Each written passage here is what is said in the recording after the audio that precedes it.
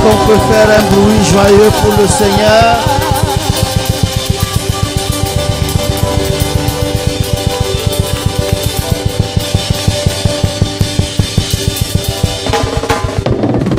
Tu mérites la gloire, Seigneur. Et pendant que nous sommes debout, j'aimerais nous inviter à ouvrir notre Bible dans le livre de Genèse au chapitre 33, les versets 8 à 11. Genèse 33, 8 à 11. Et je lis dans la traduction de Parole de vie. Ésaü demande: qu'est-ce que tu allais faire avec tous les troupeaux que j'ai rencontrés? Jacob répond: mon maître, je voulais que tu te montres bon envers moi. Ésaü continue: mon frère, j'ai assez de biens, garde ce qui est à toi. Jacob dit: non, je t'en prie. Si tu ne m'en veux plus, accepte ce cadeau que je te fais. Ton visage a été pour moi comme le visage de Dieu. En effet, tu as été bon pour moi. Accepte donc le cadeau que je t'ai envoyé. C'est Dieu qui me l'a donné et j'ai tout ce qu'il me faut. Jacob insiste et Ésaü finit par accepter. Nous acclamons la parole du Seigneur. J'aimerais que vous puissiez prendre place et je demande vraiment la grâce à Dieu ce soir pour pouvoir parler. Je suis dans une très forte émotion parce que au-delà d'une simple rencontre, il y a quelque chose de grand qui se fait ce soir. En fait, ça fait beaucoup d'années que nous ne nous sommes pas retrouvés à trois. Avec notre Nabi. La première fois que j'ai rencontré le prophète Jean-Marie Domoro, je n'avais pas les mots à la fin de la réunion parce que je me disais: comment est-ce que c'est possible? Et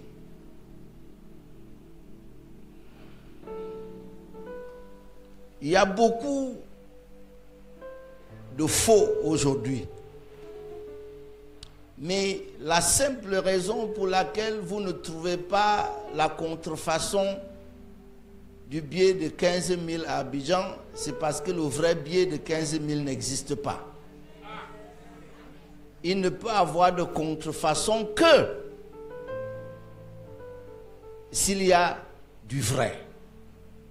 Et nous avons travaillé ensemble, nous avons passé des nuits ensemble dans des endroits compliqués. Et vraiment, c'est un grand privilège. Nous l'appelons Nabi. Nabi, c'est le mot hébreu pour dire prophète. C'est lui que nous reconnaissons comme prophète. C'est notre Nabi. Aidez-moi à acclamer le Nabi. Avec sa charmante épouse. C'est pas seulement le pupitre. J'ai dormi à la maison avec eux. C'est pas seulement, que ce soit ici, que ce soit aux États-Unis, j'ai dormi chez eux. Amen. Donc, et si j'ai rencontré Nabi, c'est parce qu'un jour, un soir comme ça, j'ai fait une rencontre. J'étais à une conférence où j'ai parlé 30 minutes parce que j'allais ailleurs. Et puis, à cette conférence-là, il y avait l'évêque Mike Steve Joktan. Et depuis qu'on s'est rencontrés ce soir-là, ça fait beaucoup d'années, on ne s'est plus jamais séparés. Le prophète Dorsky a parlé d'excellence tout à l'heure. Si vous voulez décrire, si vous n'avez pas de mots pour décrire ce que c'est que l'excellence, vous devez vous approcher de lui, vous allez voir, vous-même ce que c'est que l'excellence. C'était très long pour nous de l'appeler Monsieur le Président. Nous l'appelons Nassi. Nassi, c'est le mot hébreu pour dire président. Monsieur le Président, c'est là où nous allons. Donc je suis très heureux ce soir de me retrouver avec vous. Je crois que c'est une grâce exceptionnelle. Alléluia. Que dire au sujet de nos enfants? Nous sommes fiers de les voir monter et avec d'autres, le révérend Michel et le prophète Dolski, nous aimerons vous voir grandir ensemble et grandir et grandir. Mais il ne faut pas seulement nous tuer pendant que nous sommes vivants encore. Donc allez, alléluia. Et tous ceux qui sont là, je vous aime dans le Seigneur et je vous apprécie. Je voudrais parler ce soir sur le thème connexion prophétique pour un nouveau départ.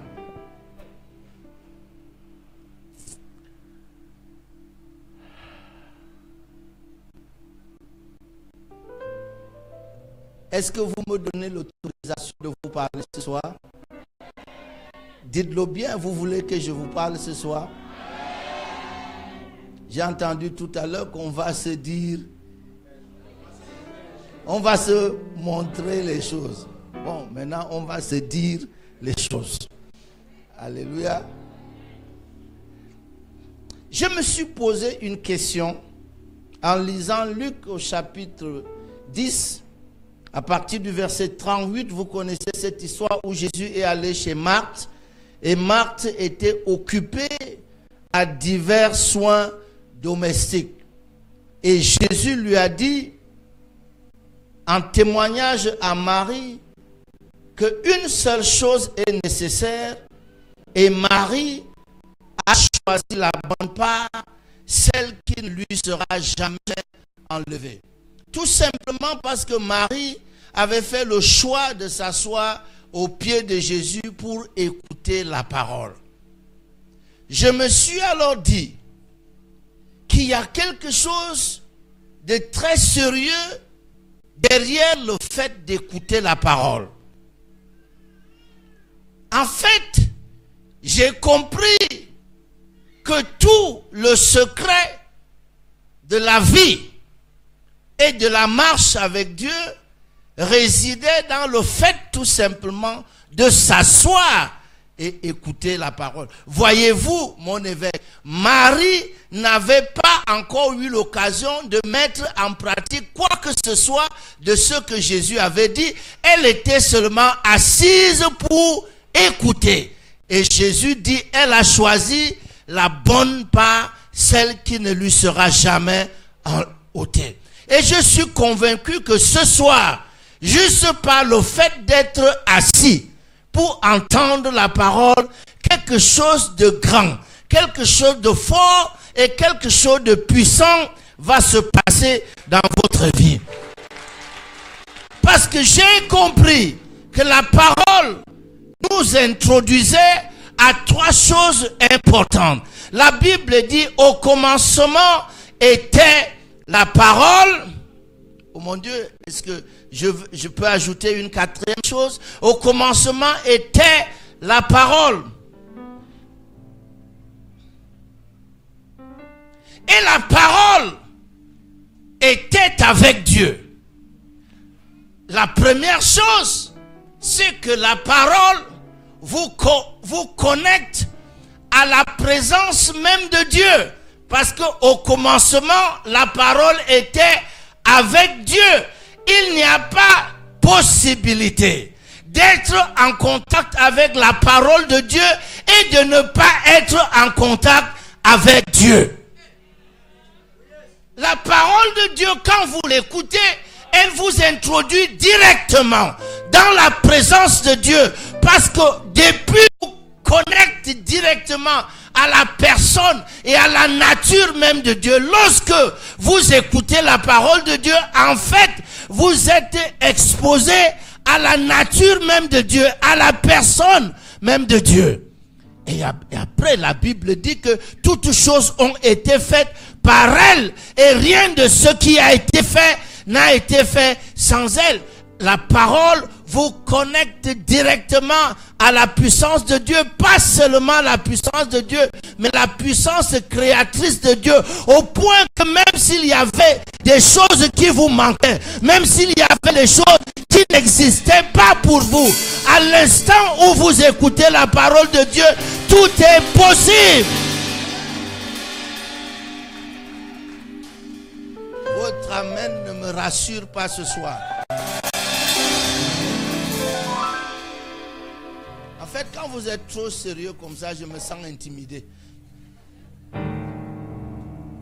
Quand je dis ça, ils deviennent encore plus sérieux.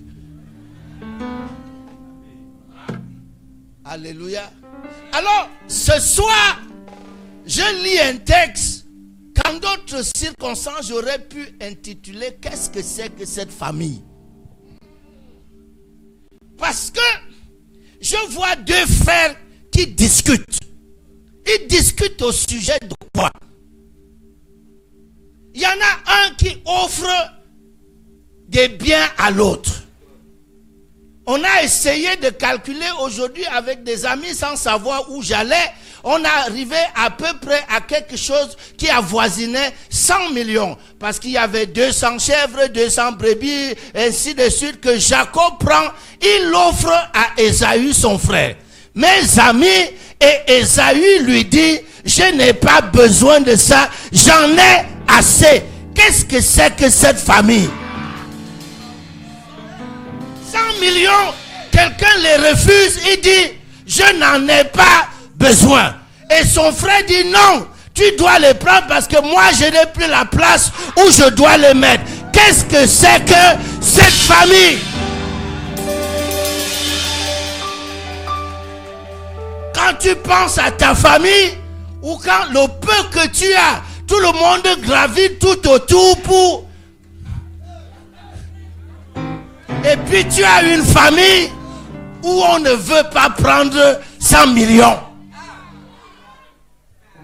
Dis à quelqu'un, qu'est-ce que c'est que cette famille? Alors j'ai envie de renaître et de naître dans une autre famille, principalement dans cette famille.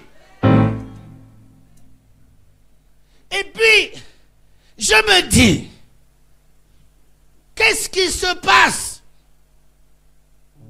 Jacob dit à son frère, tu dois les recevoir. Parce que si moi, j'ai choisi aujourd'hui de voir ta face,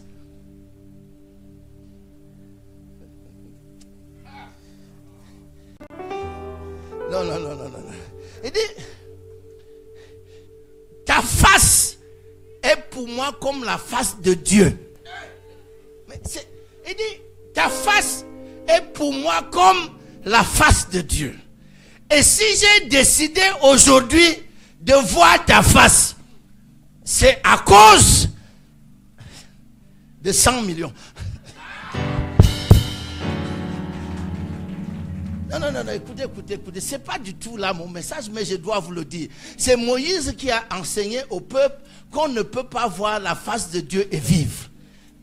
Et je me suis rendu compte qu'il y a bien des gens qui ont vu la face de Dieu et ne sont pas morts.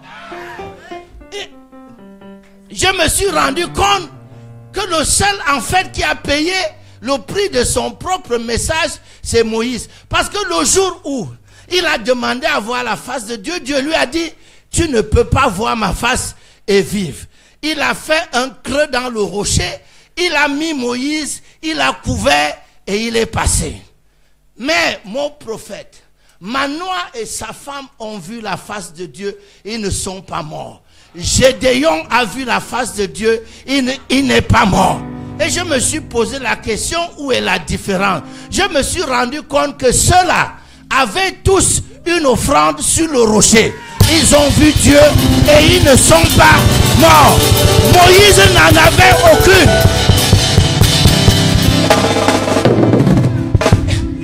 Moi je suis en train, j'ai pas du tout envie de parler d'offrande, mais je suis en train de comprendre que ce texte m'informe qu'on ne peut pas voir la face de Dieu et vivre si on n'a rien.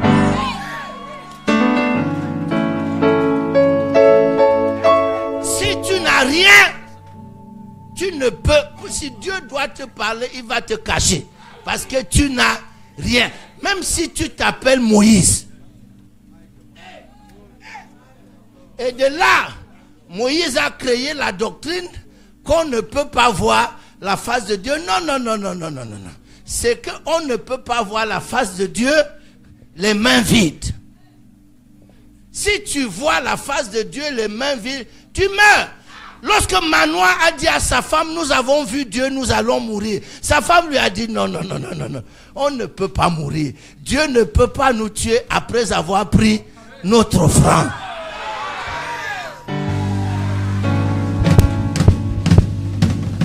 Non. C'est pas, mais je dis, quelqu'un doit changer ses habitudes pendant ces quelques jours. Quelqu'un doit chercher à voir la face de Dieu pendant cette semaine. Jacob dit à Ésaü, ton visage est pour moi le visage de Dieu. Et si j'ai pu te voir, c'est à cause de 100 millions. Et, pasteur Michel, tu n'aimerais pas être ce pasteur qui hésite de prendre 100 millions? Parce qu'en fait, on supplie Ésaü pour prendre 100 millions. Mon évêque, je ne peux pas être ce genre d'homme. J'aimerais bien que quelqu'un parmi vous me supplie. Pour que je prenne de son argent. C'est pas ça. Un bon argent alors. Mais si un homme dit devant 100 millions que j'en ai assez, vous pouvez évaluer. Ça dit que c'est un homme qui pense que 100 millions n'ajoute rien à sa vie. Vous connaissez combien de gens ordinaires pour qui 100 millions n'ajoutent rien? Ou bien à Abidjan. Parce que moi, dans mon pays, 100 millions, ça change la vie, n'est-ce pas? Mais voyez-vous, c'est même pas là que j'ai envie d'aller. J'ai envie de penser, de parler de ce monsieur qui aujourd'hui refuse 100 millions. Il y a quelque temps, il était plein d'amertume dans son cœur. Parce qu'il s'est passé des choses bizarres dans sa vie. Est-ce que certains d'entre vous, vous pensez que vous êtes mal né? Je ne suis pas sûr que vous pouvez. Parce que Ésaü a commencé avec la bagarre dans le ventre de sa mère. Il a eu le malheur d'être jumeau et que son frère jumeau était un gars belliqueux. Donc la bagarre a commencé dans le ventre. Dès le sein de sa mère, il n'a jamais connu la paix. Il est né et la Bible dit que sa mère ne l'aimait pas. C'est écrit dans votre Bible. Il a fait quoi? Rien. Sa mère ne l'aimait pas. Sa mère aimait son frère. Et puis quelqu'un me dit, mais son père l'aimait. Ah non, son père ne l'aimait pas. La Bible dit que son père l'aimait parce qu'il mangeait le gibier. À cause d'Agouti. Donc, c'est un garçon qui n'était pas aimé de sa mère, qui n'était pas aimé de son père et qui n'était pas aimé de son frère. Parce que son frère lui a tout volé. C'est lui qui travaille, qui va au champ, ramène le gibier pour que toute la maison mange. Son petit frère ne fait rien à la maison. Quand il prépare une soupe, il trafique, il troque avec le droit d'aînesse. Le plus choquant pour moi, mesdames et messieurs, c'est que c'est le seul homme où Dieu dit clairement dans la Bible, j'ai haï Ésaü.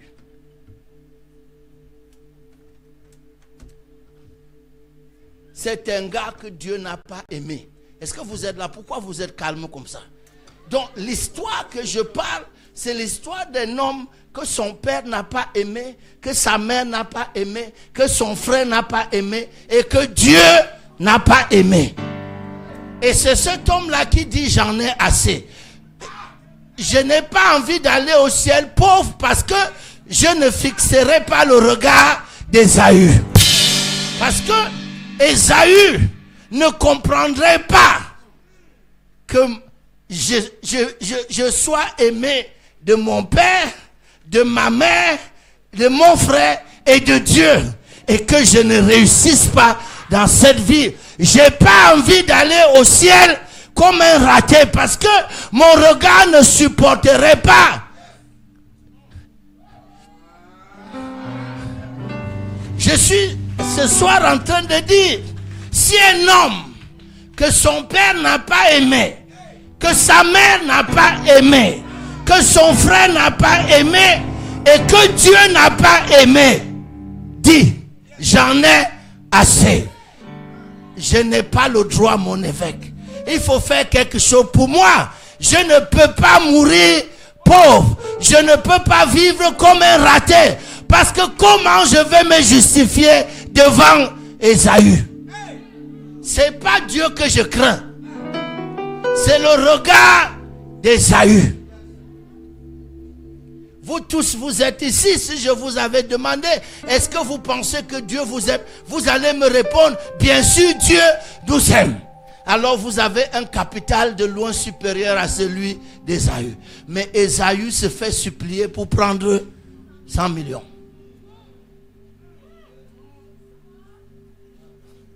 De l'autre côté, je suis choqué de me dire, est-ce que j'ai vraiment compris toute la dimension de l'amour de Dieu?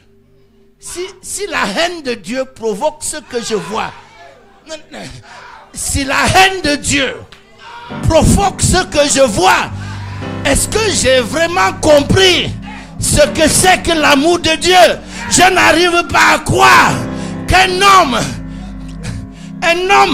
que Dieu hait, je n'arrive pas à comprendre que Dieu dit j'ai haï.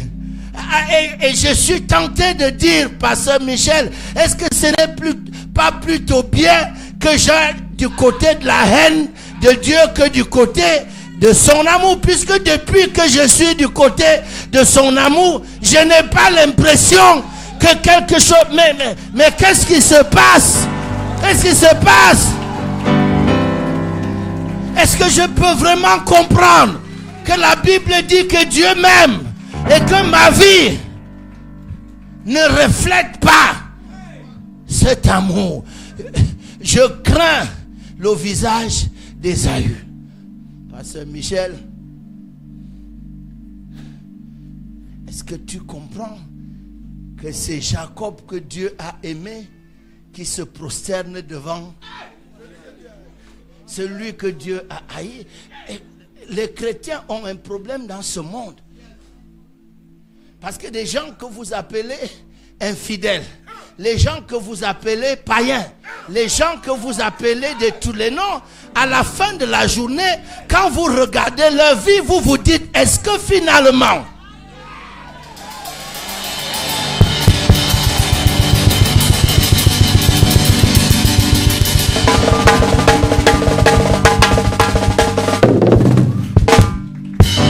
je cherche à comprendre. Je cherche à comprendre. Je cherche à comprendre. Et ce gars qu'on appelle Ésaü, le plus choquant, c'est que la Bible raconte, et de la bouche de son propre père, la Bible dit que son père lui a dit, ton frère a pris toute ta bénédiction. Tout.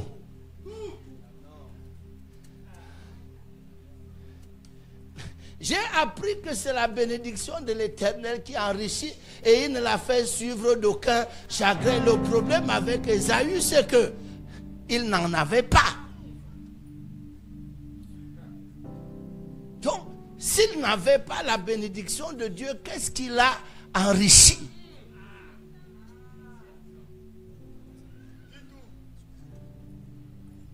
voulez que je vous parle?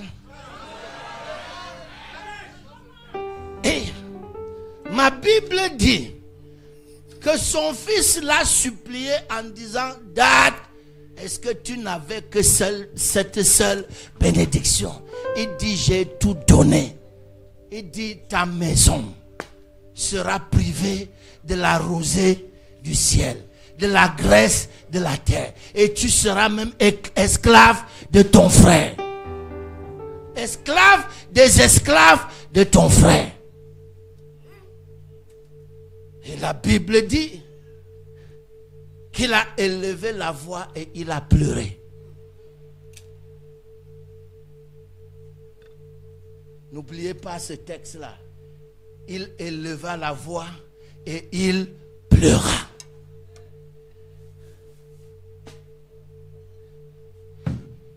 Là, l'histoire se trouve au chapitre 27 de Genèse. Et au chapitre 28, il se passe quelque chose. Il se passe que Ésaü observe à nouveau Isaac, son père, en train de bénir Jacob.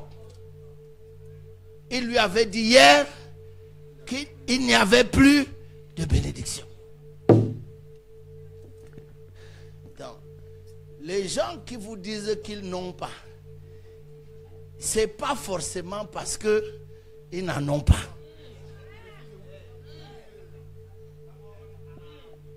C'est qu'il y a justement quelque chose en vous qui empêche que eux ils te donnent. Parce que quand ils te regardent, ils voient que s'il prend de son argent, il te donne. C'est comme s'il a perdu l'argent dans une affaire. Un homme qui n'est pas béni, si tu investis dans sa vie, c'est pas bon. Et Jésus n'a pas aidé les choses. Jésus dit que on donnera à celui qui a. Et celui qui n'a pas, même le peu qu'il croit avoir.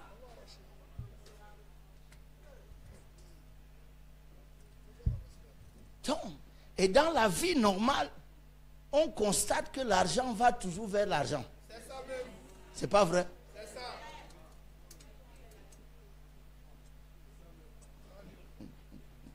Quelqu'un l'a dit, l'argent appelle l'argent. Et puis, lorsque il regarde, il voit que Isaac donne une recommandation à son frère. Je vais bientôt terminer. Il donne une recommandation à son frère. La recommandation inspirée par sa mère. Il lui dit, ne prends pas une fille parmi les Cananéennes. Et justement, dans son premier mariage, Ésaü n'a pris que des filles cananéennes. Et la Bible dit que ces filles-là ont rendu la vie d'Isaac et de Rebecca amère. Mais Ésaü, c'est un garçon abandonné à lui-même. Personne ne lui a jamais rien dit. Il découvre aujourd'hui que ses parents n'étaient pas d'accord avec son mariage. Il le découvre. Et il réalise que Jacob a été obéissant à ses parents. Et que Jacob n'a pas pris une femme parmi, même comme il avait déjà lui aussi l'âge de se marier. Il a retardé son mariage parce qu'il ne voulait pas prendre une fille parmi les Cananéennes.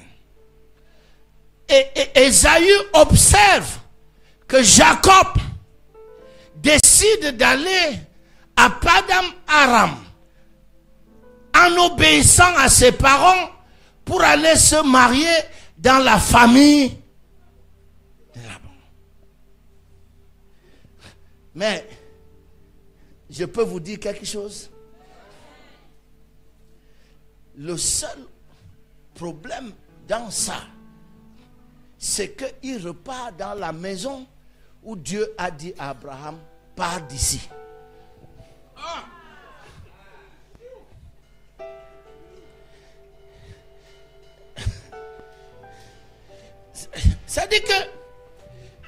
Dieu a dit à Abraham, pas de ce lieu-ci.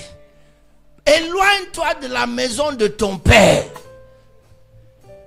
Mais c'est là que Jacob repart. Maintenant, vous allez suivre la vie de Jacob, ce qu'elle est devenue.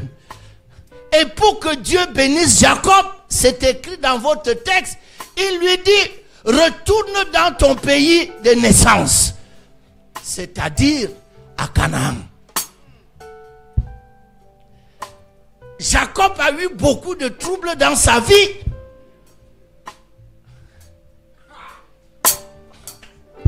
Parce que il est retourné là où Dieu a dit à son grand-père, sors d'ici.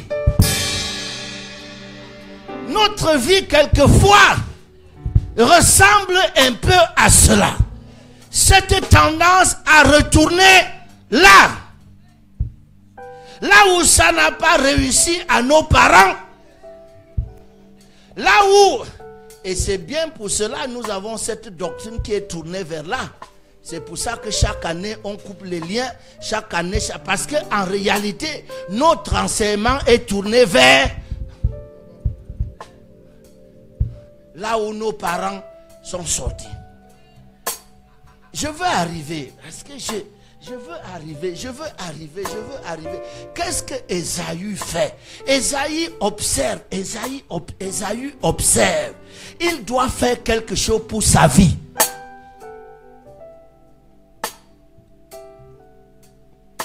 Mon évêque, c'est là que Ésaü découvre qu'en matière de bénédiction, Abraham n'avait pas que Isaac.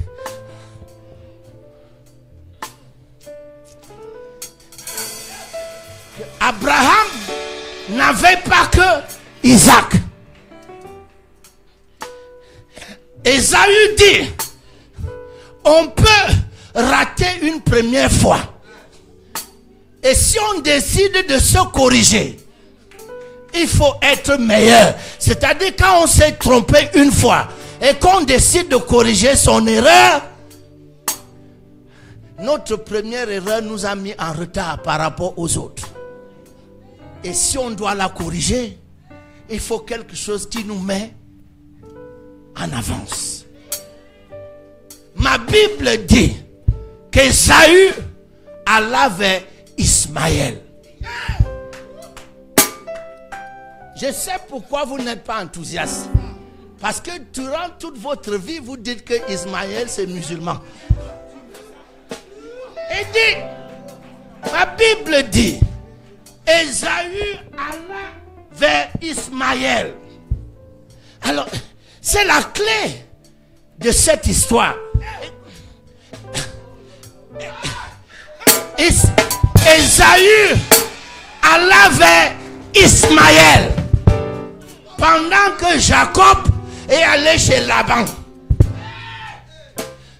Jacob est allé vers Laban. Ésaü est allé vers Ismaël.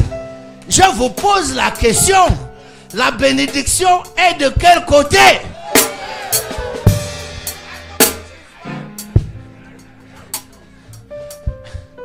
Pour bénir Abraham, Dieu lui a demandé de sortir de Padam Aram.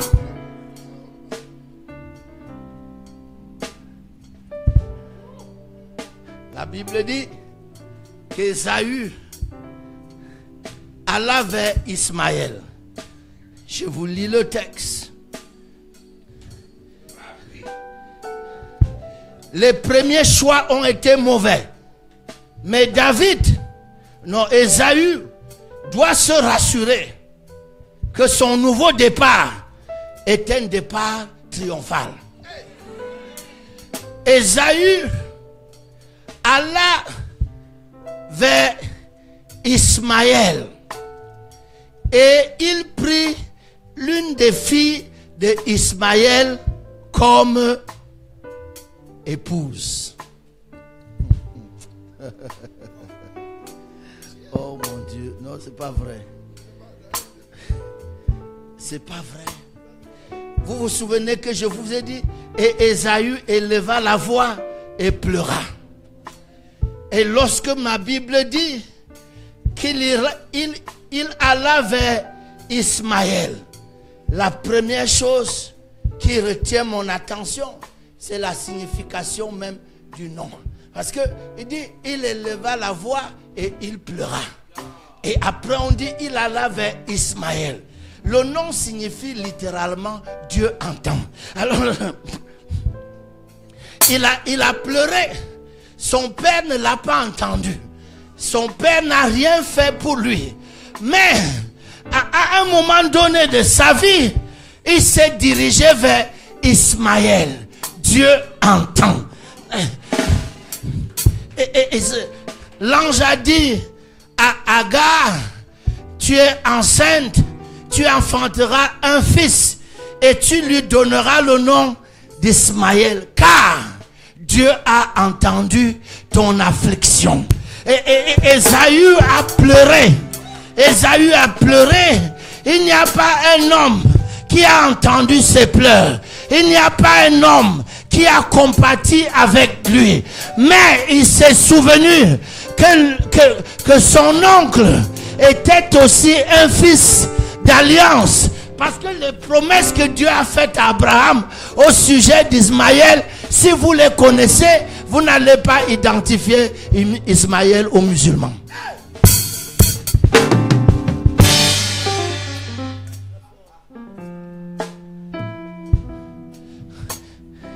Dieu a dit à Abraham qu'au sujet d'Ismaël, j'étais entendu. Abraham avait dit quoi? Il a dit qu'Ismaël vive devant ta face, oh mon Dieu. Il dit qu'Ismaël vive devant ta face. Alors quand Ésaü va vers Ismaël, il retourne vers le Dieu qu'il a haï, mais sous une autre alliance, sous une autre connexion. Même si Dieu t'avait haï hier, il y a une connexion. Si tu l'as, Dieu sera obligé, même. Il a dit, au sujet d'Ismaël, je t'ai entendu. Et il a dit quoi? Qu'Ismaël vive. Non, qu'Ismaël vive devant ta face. Aussi longtemps que Ismaël vit, il est devant la face de Dieu. Donc quiconque se connecte à Ismaël se connecte directement à la face de Dieu. Voilà pourquoi Jacob dit, qu'en te regardant, c'est la face de Dieu que peut-être que Jacob ne comprenait pas, mais il était forcément dans le prophétique en disant, c'est la face de Dieu que je vois en te voyant. Ta face a changé. Lorsque j'ai volé ton droit d'aînesse, ta face n'était pas comme ça. Lorsque j'ai détourné ta bénédiction, ta face n'était pas comme ça. Lorsque j'étais parti de chez nous, ta face n'était pas comme ça. Mais il y a quelque chose que quand je te vois, je vois la face de Dieu. Pour voir cette face-là, voir 100 millions. Mais je ne sais. Il y a un genre de connexion dans cette vie. Quand vous réussissez à la faire, les gens qui vous ont escroqué hier,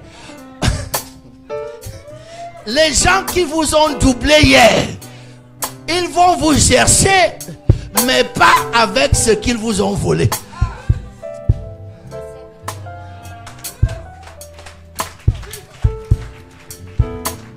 Écoutez-moi très bien. Dieu a dit à Abraham, qui était triste parce que Sarah a dit chasse la servante avec son fils. Dieu lui a dit, au sujet d'Ismaël, ne te fais pas de soucis. Alors c'est là que Dieu m'a choqué. Il a dit, Ismaël, est ta postérité.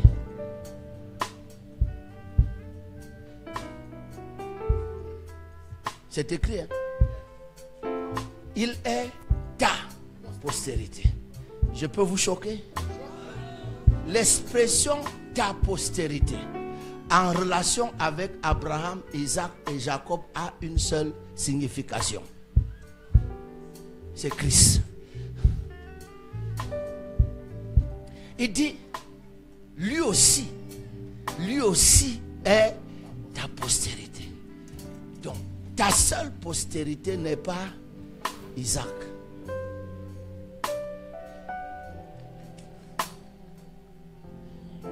Ismaël est aussi ta postérité. Est-ce que je peux vous choquer?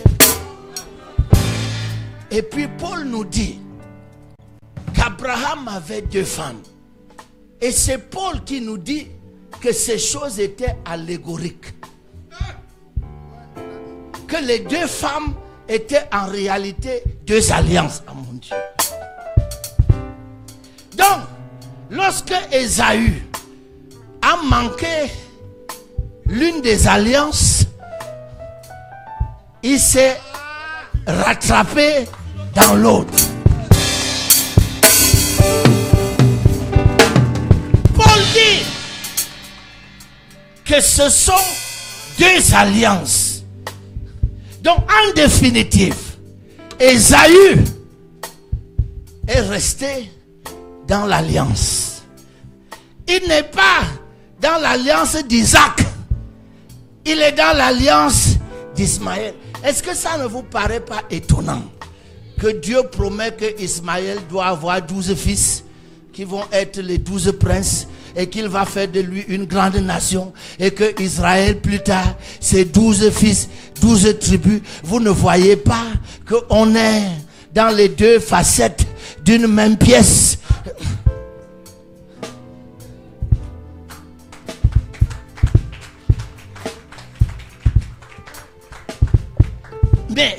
Mais quand Paul parle, Paul nous parle à nous les gentils pour essayer de nous connecter à l'alliance. Les Juifs, eux, n'avaient pas besoin de ce message pour être connectés à l'alliance. Je peux vous choquer? Ça n'a rien à voir avec les musulmans. Je suis très désolé que les chrétiens, et je crois que c'est pour ça que les musulmans prospèrent même dans le désert. Parce que les chrétiens ont pris la grâce Ismaël, ils leur ont donné.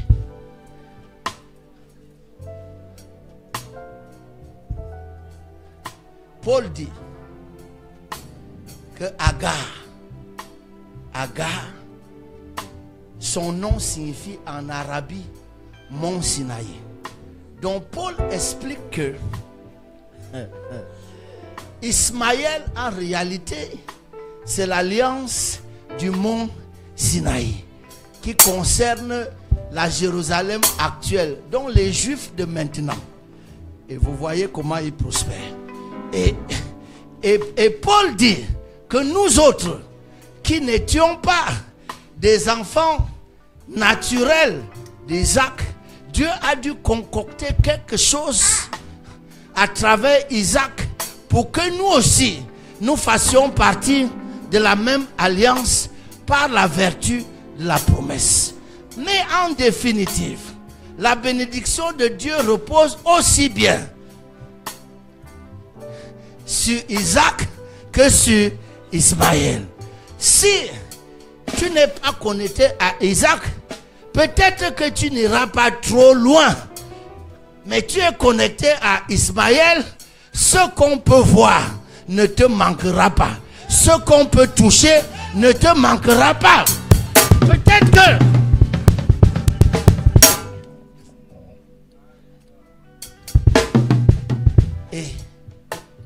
est-ce que je peux dire encore quelque chose? La Bible dit, il éleva la voix et il pleura. Quand il est arrivé dans la maison d'Ismaël, il a choisi une femme. Le nom de cette femme signifie un instrument de musique. Je me suis dit, lorsqu'on a trop pleuré, parce qu'on a pris un mauvais départ, si on doit prendre un nouveau départ, il faut qu'on s'éloigne des pleurs. Ésaü s'est éloigné des pleurs et il s'est rapproché de la musique. C'est-à-dire, plus de pleurs dans la vie de ce garçon. Dès qu'il s'est remarié, il a fait la bonne connexion. La musique a commencé à jouer dans sa vie. Je suis venu dire à quelqu'un ce soir qu'il y a une alliance, il y a une connexion qui apportera la musique dans ta vie, qui apportera la joie dans ta vie, qui apportera le bonheur dans ta vie.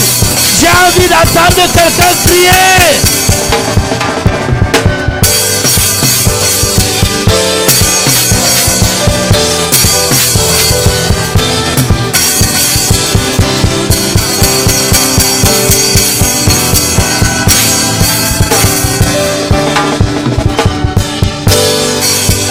Vous savez, ce n'est pas seulement un instrument de musique. Le nom précis, c'est un instrument à cordes, tel que la harpe, tel que la guitare. Et même le piano, vous savez que le piano, c'est un instrument à cordes. En bas, là-bas, ce sont les cordes. Donc, cet homme a fait venir un orchestre dans sa vie. Il dit, j'ai trop pleuré. Je veux parler à quelqu'un ce soir. Tu estimes que tu as trop pleuré dans cette vie. Alors, il y a un orchestre qui vient dans ta vie. Il y a une batterie de sons agréables qui viennent dans ta vie. J'entends une mélodie qui vient spécialement pour toi. J'entends un son qui vient spécialement pour toi. Nabi, alors qu'il n'avait pas plu depuis 3 ans et 6 mois, le prophète a dit, j'entends un son. Mon évêque, dans ce lieu, nous allons entendre un son. Un son qui annonce la pluie. Un son qui annonce le réveil. Un son qui annonce la grâce. Un son qui annonce la bénédiction. Est-ce que quelqu'un peut crier?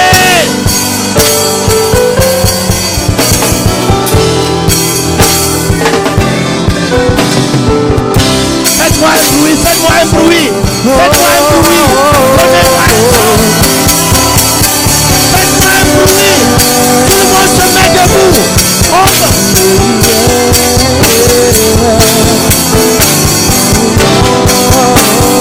Je vais entendre un bruit. Je vais entendre un bruit. Je vais entendre un bruit.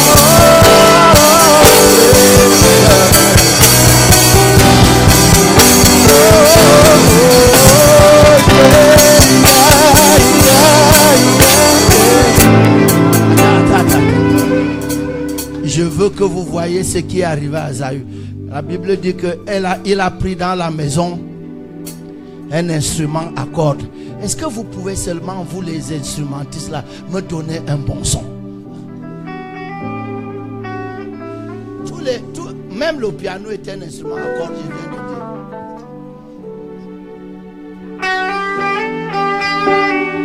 dire. Imaginez un homme qui a pleuré toute sa vie, qui chaque jour commence à entendre ça.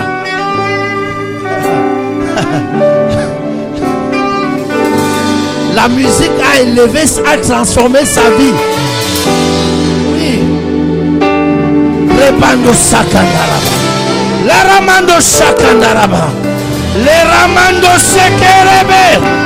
Pora sandaraba. Ramando sakandaraba. Arabado soko shekene.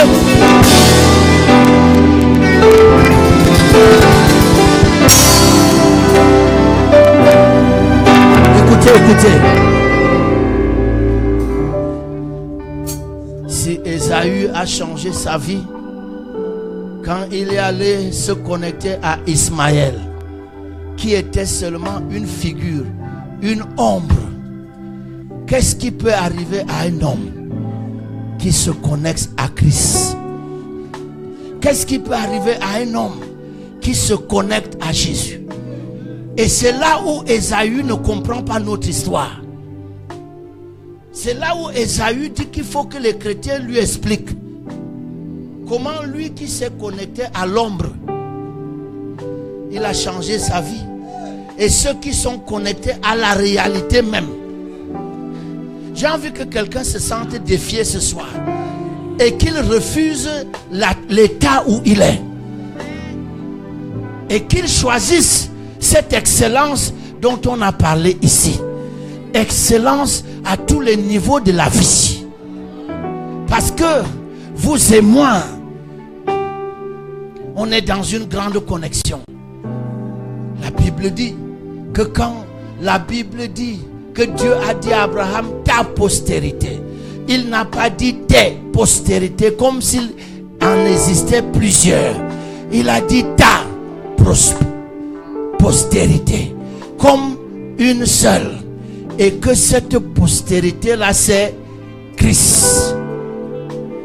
La semence de Dieu est Christ. Lorsque vous avez reçu Jésus dans votre vie, et si vous ne l'avez pas encore fait, vous ne devez pas partir de cette arène sans le faire. Lorsque vous avez reçu Christ dans votre vie, vous avez reçu la semence de Dieu. C'est-à-dire le point par lequel Dieu a commencé.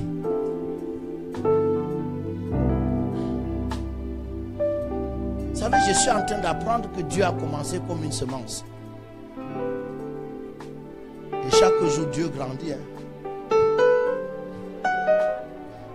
Dieu n'est plus grand en 2018 comme il était en 2000. Dieu grandit.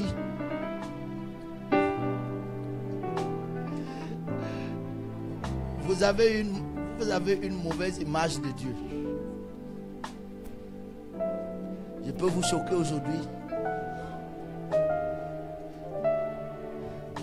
Je veux que vous compreniez une chose simple. Je vais terminer par ça et je prie.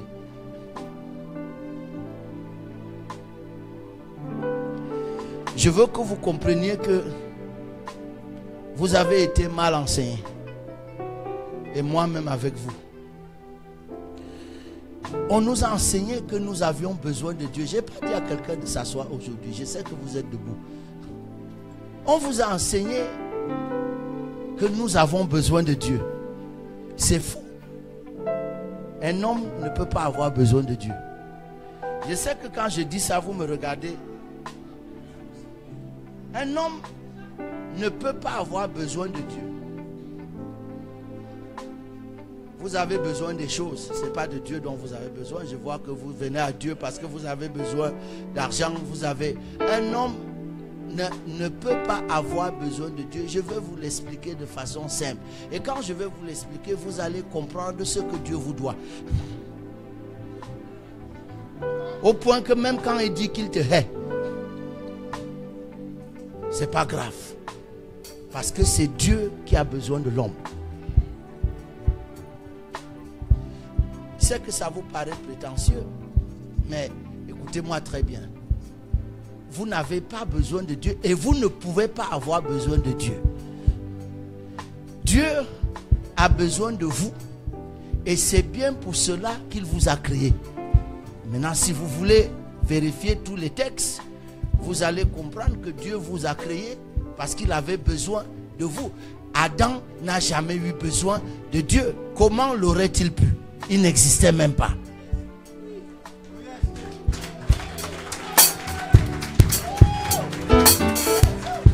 Moi, j'ai jamais eu besoin de Dieu.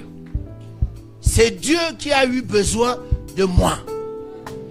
Il m'a créé à cet effet.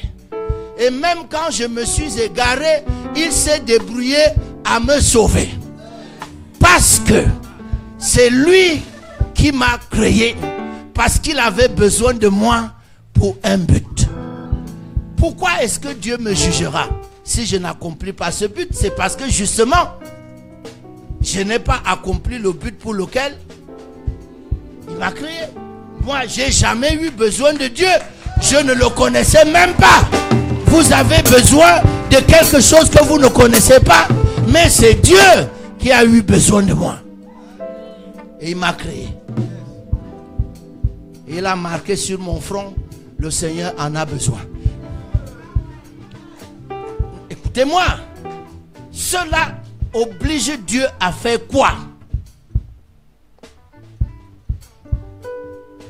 Cela oblige Dieu à me poursuivre partout où je vais. Même quand je suis en train de m'égarer, il est obligé de ne pas me laisser. Parce que ceux qu'il a connus d'avance, il les a prédestinés à être. Il m'a prédestiné à être. Donc si je ne deviens pas, c'est pas mon échec, c'est l'échec de celui qui m'a prédestiné. Or, il n'échoue jamais. Écoutez-moi, tu vas me dire, mais les méchants alors. Non, non, non, non. Salomon nous a dit que Dieu a tout fait pour un but, même le méchant, pour le jour du malheur.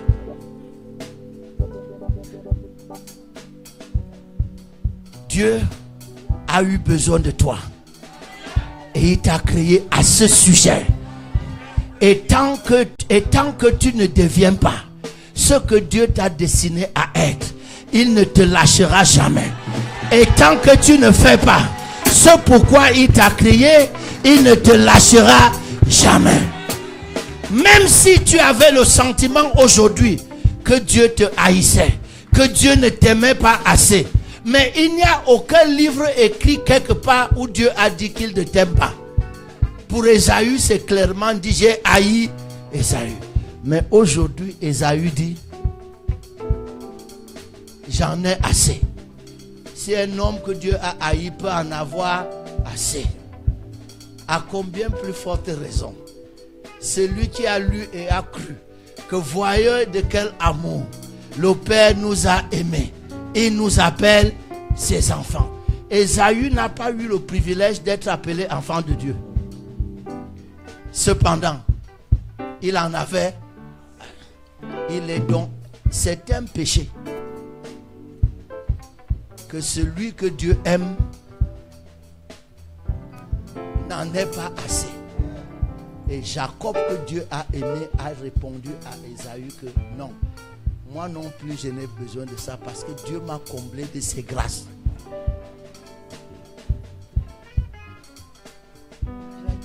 Il a dit à Ésaü que même après t'avoir donné les 100 millions, je ne ressens pas que quelque chose est parti de mon trésor. Au contraire, même je vois que je me suis débarrassé.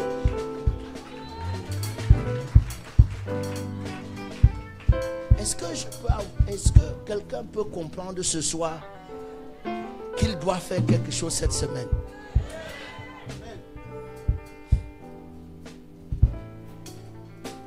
Les gens qui ont les voix autorisées à ces sujets vous en parleront. Mais j'ai compris ce soir que pour voir la face de Dieu dans une certaine dimension, il y a des choses qu'il faut faire. Mon évêque, est-ce que j'ai mal parlé?